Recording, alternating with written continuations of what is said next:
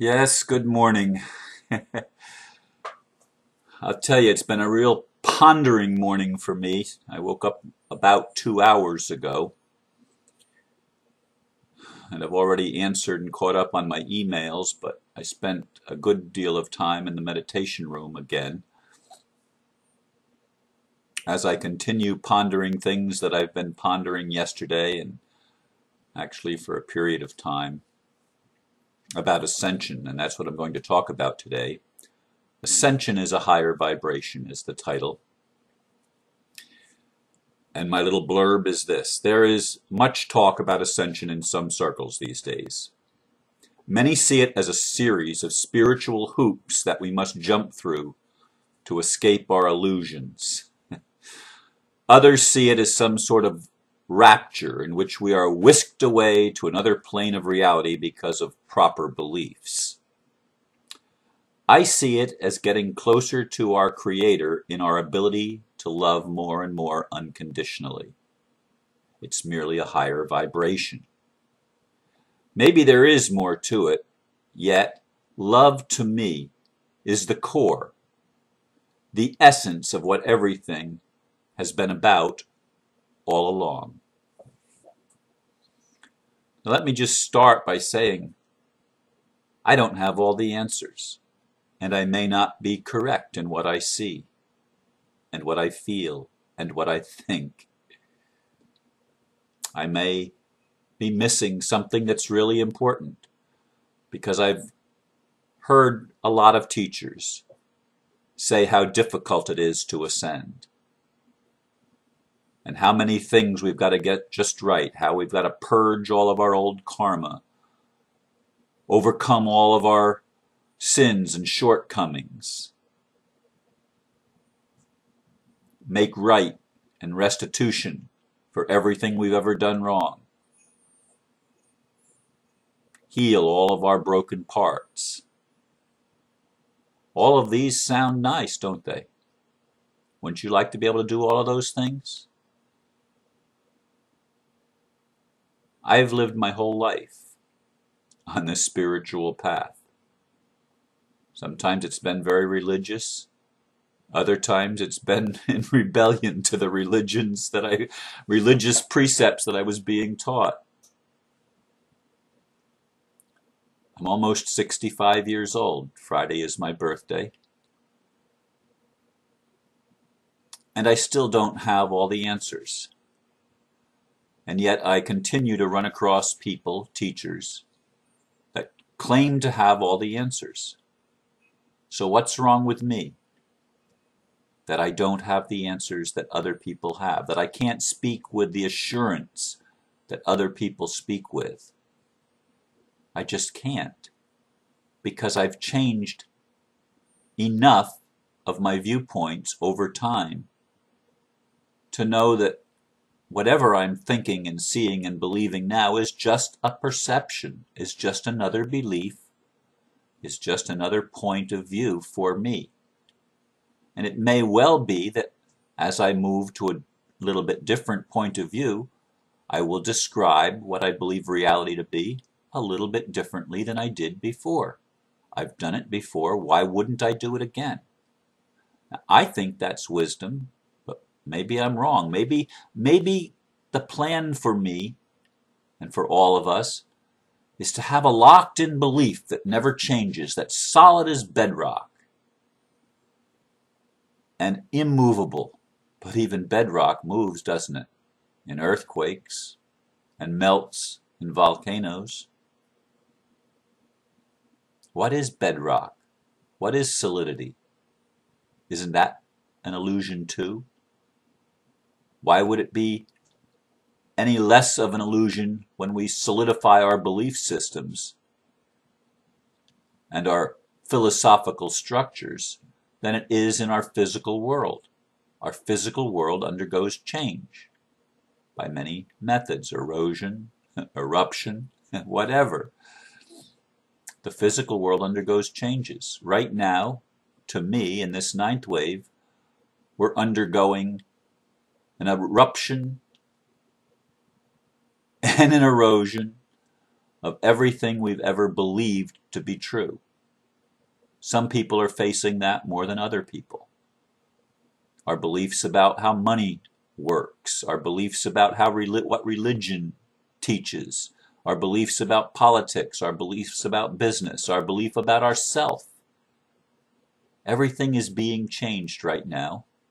And as I see it, ascension is merely having everything being raised to a higher vibratory frequency. Simple as that. It's not a complicated thing. It's a fluid thing. We're in a state of flux. We're in a state where our potential is rising to the surface to create something new.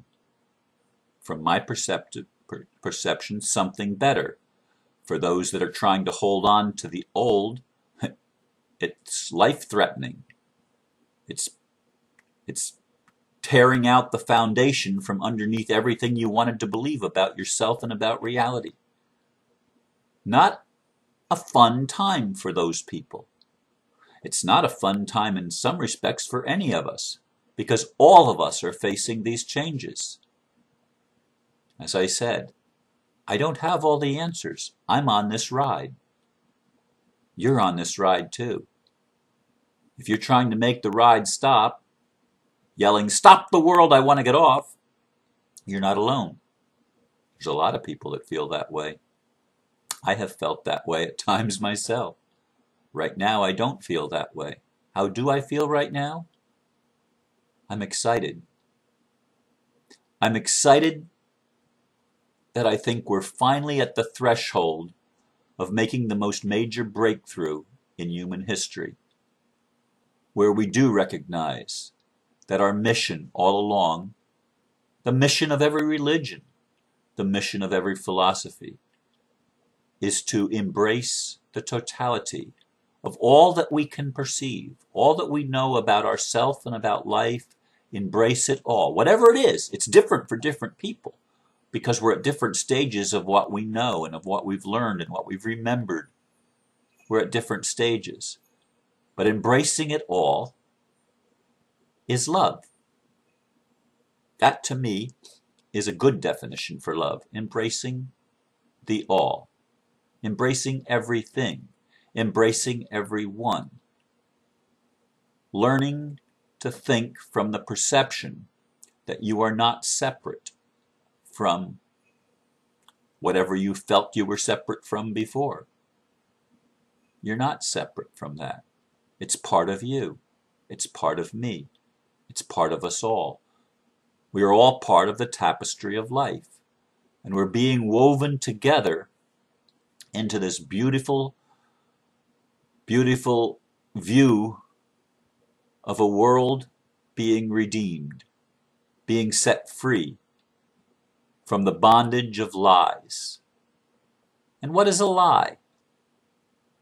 A lie is a truth that has outgrown its usefulness. Because oftentimes things that I thought were absolutely true, when I look back, I see, hey, that was just a lie, but it was a lie that was part of my developmental curve.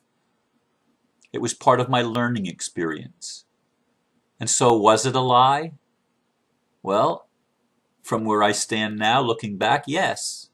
But from where I stood then, and what I was feeling and experiencing then, no, it was my truth. My truth became a lie over a period of time and experience. I think that happens with a lot of people. And I think all ascension really is having our point of view raised higher and higher and higher till we can see more and more and more of what's out there and of what's in here. Both, because you see, I used to think it was all out there. Then I went through phases where I felt it was all in here. And now I'm at a phase where I see it's both. It's both out there and in here, and they're the same thing. There's really not a difference. One reflects the other. Pretty amazing stuff. And yet it's very simple. There's only one of us here. That's the Creator, operating or experiencing through creation. We're each a part of that. We're each creators, because our consciousness has raised to the point where we realize we don't have to accept a given reality as reality. We have the ability to change it. That's a higher vibration. We're not victims anymore when we get to that level. Many people on the planet are still victims. Many of you may be still going through your own victim experience, where you feel like others, not you, are in control of your life. And as long as you're going through those experiences and seeing it that way, that is what's happening. You are being victimized. But who is the victimizer? See, I believe that we all contracted for this journey. We all made a decision at some point that we don't remember. We all made a decision to embark on this human experience. And in so doing, we embarked on a series of circumstances and events that we call life in order to teach us and to remind ourselves who we are. And we've done that by a series of things of who we are not. So the people that say ascension is jumping through spiritual hoops, in a sense, it is. We learn this and we learn that. We try this on for size. We try that on for size. Some things work, some things don't work. We reject what doesn't work, or we hang on to what doesn't work and keep trying to make it work, which is insanity. And the world is insane, isn't it? Don't we keep trying to make the same thing work that has failed many times because we don't learn from our history? We don't learn from our mistakes? You know, I'm reminiscing a lot these days as I look back, and I'm visioning as I look forward. Where have I been? Where have we been? Where am I going? Where are we all going? As I said yesterday, I don't want to make this journey alone, but I'm not going to have to. There are lots of you that are coming with me, and I'd like to bring the whole world with me. Because as I take the globe in my heart in the meditation room, I envision myself holding the whole planet in my hands, just like I envision God doing, because I can't rise above my vision of God, my perception of what the Creator is. I can't rise above that. And I see God as all love, and holding the whole planet, the whole cosmos in his hands, sometimes with tears in his eyes, sometimes wanting to gather her children together and just hug them. I see a God of tremendous love, who is both masculine and feminine, who is darkness and light, who appears as the destroyer and the creator. Same God. Same God. See, it's all one to me now.